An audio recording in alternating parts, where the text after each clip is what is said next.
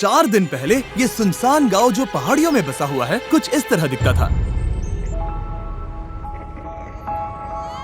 और क्योंकि ये गांव ग्वाटेमाला जंगलों के बीचों बीच बसा हुआ है, एक ऐसा ट्रॉपिकल एरिया जहां गर्मियों में भारी तूफानी बारिश होती है, तब इनमें से कई घर ऐसी भयानक परिस्थितियों के आगे टिक नहीं पाते और यहाँ के लोगों पर अपने परिवार की सुरक्षा के लिए घरों को बार बार बनाने का दबाव पड़ जाता है। हालांकि ग्वाटेमाला सिटी यहाँ से बस 4 घंटों की दूरी पर है और वो इस गांव से बिल्कुल अलग है। वहाँ पक्के बने हुए मार्केट्स और काम मिलने के कई सारे मौके हैं और यही दूरी हम कम करना चाहते हैं। हमें ग्वाटेमाला के इस कम्युनिटी के बारे में पता चलते ही हमने कांटेक्ट किया टेचो को, जिसके साथ हमने 2 साल पहले काम किया था और हमने कोस्टा रिका के गरीब कम्युनिटी के लिए 10 घर बनाए थे ताकि हम इस गांव को नष्ट होने से किसी तरह से बचा सकें। और 1 हफ्ते बाद डैरेन ग्वाटेमाला सिटी के पास पहुंच गए और वहाँ खूबसूरत लैंडस्केप्स और रिच कल्चर होने के बावजूद भी उन्हें जल्दी से एहसास हो गया कि चिसीगुआन के उस छोटे से गांव तक पहुँचना कितना मुश्किल है। उन्हें पास वाले गांव तक एक चार्टर प्लेन से जाना पड़ा और उसके बाद जंगल से होते हुए मीलों तक चलकर जाना पड़ा। एक ऐसी कसरत जो इन्हें पैसे कमाने के लिए हर रोज करनी पड़ती है। वहां पहुंचने पर डैरेन की मुलाकात हुई एल्बर्टो से, 8 बच्चों के पिता जो अपनी पत्नी मरिया के साथ उनकी देखभाल करते हैं। उन्हें सबसे करीबी सिटी तक पहुंचकर फैब्रिक बेचने के लिए घंटों सफर करना पड़ता है, जिसके लिए सिर्फ $2 मिलते हैं। मतलब उनके परिवार के हर एक सदस्य को हर हफ्ते लगभग $1 में जीना पड़ता है। और इतना ही नहीं, परिवार में सभी को एक ही बेडरूम शेयर करना पड़ता है। अभी ये लोग जिन घरों में रह रहे हैं वो बहुत ही बुनियादी स्तर के हैं। इनके फ्लोर्स मिट्टी से बने हुए हैं। यहाँ कोई बिजली नहीं है। इन्हें घर में आग जलाकर खाना बनाना पड़ता है और खुद को गर्म रखना पड़ता है। और उसके साथ ही एल्बर्ट और उसके कम्युनिटी के लिए पीने का साफ पानी इकट्ठा करने का कोई इंतजाम नहीं है। हमें अब भी जाकर कुएं से पानी लाना पड़ता है और जितना पानी हम इकट्ठा कर पाते हैं वो हमारे पूरे परिवार के सदस्यों के लिए काफी नहीं पड़ पाता। अपने परिवार को पालने के लिए इन्हें इतनी मुश्किलों से जाना पड़ता है कि हमें ये देखकर बहुत बुरा लगता है। हम इस समुदाय की मदद करना चाहते हैं। इनकी जिंदगी में बड़ा बदलाव लाना चाहते हैं। इन्हें एक कंफर्टेबल और सुरक्षित जगह देना चाहते हैं जहां ये बच्चों को बड़ा कर सके। तो अगले कुछ दिन हम हमारे पार्टनर टेचो जो यहाँ काम करने वाले हैं उसके लिए हमारे पास एक बड़ी योजना है। तो बस 4 दिनों में हम यहाँ पर 15 नए घर बनाने वाले हैं जहाँ होंगे बेसिक इलेक्ट्रिसिटी के लिए कुछ सोलर पैनल्स, एक सैनिटेशन सिस्टम, कंक्रीट के फ्लोर्स, एक लकड़ी जलाने का चूल्हा और एक रेन हार्वेस्टिंग सिस्टम जो होगा स्टोरेज और फिल्ट्रेशन के साथ। टेचो में ऐसे लगभग 15 लाख वॉलंटियर्स हैं जो इस ऑर्गेनाइजेशन से पास होकर निकले हैं। इस तरह की एक्टिविटीज उन्हें उनकी पारंपरिक जड़ों से जोड़कर और उन छोटे कम्युनिटीज को सहारा देकर उनकी जिंदगी बदल सकती है। वो अपने और उन कम किस्मत वाले लोगों के बीच की दूरी कम करने में मदद करते हैं। अगले दिन सुबह सुबह जब उस काम को शुरू करने में 4 दिन बचे थे, तब टेचो के करीब 50 वॉलंटियर्स उस गांव में कंस्ट्रक्शन शुरू करने के लिए चले गए और उस गांव में सड़कें कम होने की वजह से डैरेन और उन वॉलंटियर्स को सभी बिल्डिंग इक्विपमेंट्स पहाड़ी की चोटी पर उठाकर ले जाने पड़े जहां वो नए घर बनाए जा रहे थे। इसलिए अगले 48 घंटे बहुत ही मुश्किल होने वाले थे।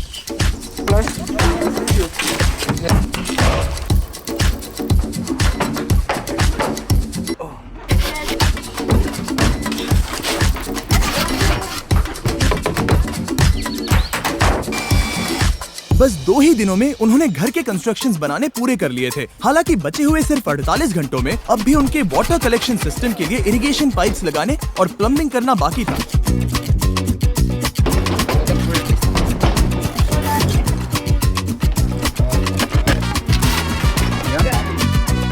वो यहाँ पर बहुत सारा पानी इकट्ठा कर पाएंगे ताकि बारिश के न होने पर भी इनके लिए पर्याप्त पानी मुहैया हो सके। ये उनके लिए एक बहुत बड़ी सुविधा है।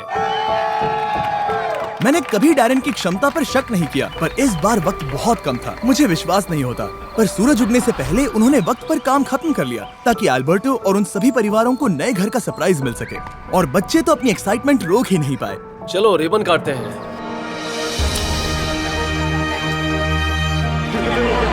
हम तुरंत ही देख पा रहे थे कि ये समुदाय कितना खुश था। उनके चेहरे पर की वो हंसी, उनकी आवाज में एक्साइटमेंट, वो एक बेहद खूबसूरत अनुभव था। वो जिस तरह से शुक्रिया कर रहे थे वो मुझे हमने किए काम से बहुत बड़ा लग रहा था। अब उनके पास और ज्यादा पैसे कमाने के लिए बहुत सारे मौके होंगे क्योंकि अब उन्हें बारिश के बाद घर को मेंटेन करने के लिए कम वक्त लगाना होगा। और टेचो के बनाए हुए नए रोड से उन्हें पास के कम्युनिटी में आना जाना आसान हो जाएगा। अब बिजली के होते उनके बच्चों को रात में पढ़ने में बहुत आसानी होगी। ये नए चूल्हे हेल्दी खाना बनाना बहुत आसान कर देते हैं और इसी से ये कम्युनिटी बड़ी हो जाएगी और एक दिन एक फुली फंक्शनल गांव बन जाएगा।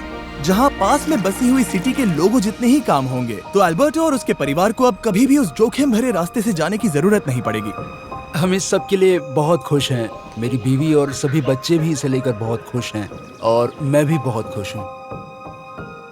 और इसके बाद भी हमारे पास इस कम्युनिटी के लिए और एक सरप्राइज है, पर उसे दिखाने से पहले मैं आपको इस वीडियो के स्पॉन्सर के बारे में बताना चाहता हूँ, ड्रैगन सिटी। इस प्रोजेक्ट को स्पॉन्सर करने के बावजूद ड्रैगन सिटी होस्ट कर रहा है एक फिलैंथ्रोपी वीक चैलेंज जो जनवरी 21 से लेकर 28 तक रहेगा। विनर्स टेचो के लिए पॉइंट्स अर्न कर सकते हैं एक इलेक्ट्रिक और एक फ्लेम पेरेंट को ब्रीड करके, और हर 50,000 पॉइंट्स अर्न होने पर ड्रैगन सिटी techo.us को $100 डोनेट करेंगे ताकि लैटिन अमेरिका में शेल्टर्स बनाने में मदद कर सके, जिसका डोनेशन गोल है $20,000। और हाँ, इसमें custom mister beast runner island 24 जनवरी से शुरू होने वाला है, जहां आप सभी मिस्टर बीस्ट ड्रैगन्स को इन गेम ऑफर से पा सकते हैं। पर अगर आपको मेरे ड्रैगन्स पसंद नहीं है तो आप हजारों ड्रैगन्स में से भी चुन सकते हैं। फिक्र मत करो, मुझे बुरा नहीं लगेगा जब तक आप सब्सक्राइब करते हैं। ड्रैगन सिटी डाउनलोड करने के लिए डिस्क्रिप्शन के लिंक पर क्लिक करें या फिर इस QR कोड को स्कैन करें, जिसमें होगा special starter pack 15,000 food, 30,000 gold, 10 James, और ज्वाइन करें 20 फिलैंथ्रोपी वीक एक ड्रैगन मास्टर बनकर।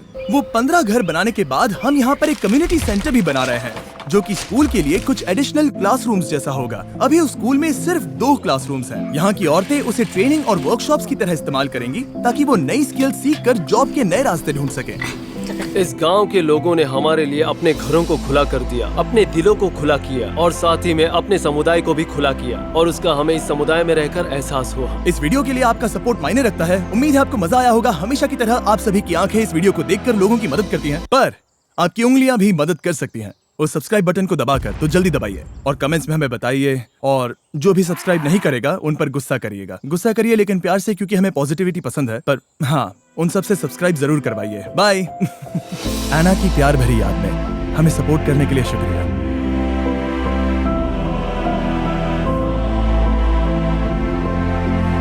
सब्सक्राइब। Love you.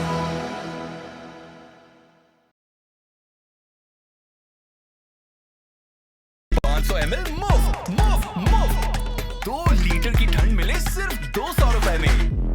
ये है $1,000 कैश में, और अगर आपको अचानक से इतने सारे पैसे मिल जाएं, तो बिना किसी रोक टोक के आप इन्हें कहाँ खर्च करोगे? उन्हें डिस्प्ले पर लगाया जाता है ताकि हम चुन सके कि हमें कौन से कपड़ों की जरूरत है।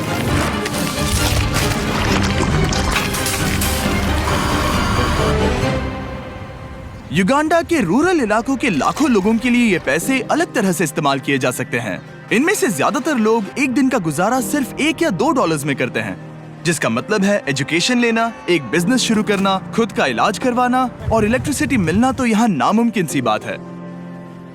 तो मुझे लगता है सोल्यूशन आसान है, राइट? हम ये पैसे उन्हें क्यों नहीं देते? लेकिन फिर मुझे लगा इतने सारे पैसे जिन्होंने पहले कभी नहीं देखे, ऐसे लोगों को हजारों डॉलर्स देना बहुत ही गैर जिम्मेदारी होगी। इसलिए जब एक ऑर्गेनाइजेशन इस काम में मदद करने के लिए हमारे पास आई, तब एहसास हुआ कि और पता करने के लिए वहाँ जाना ही होगा।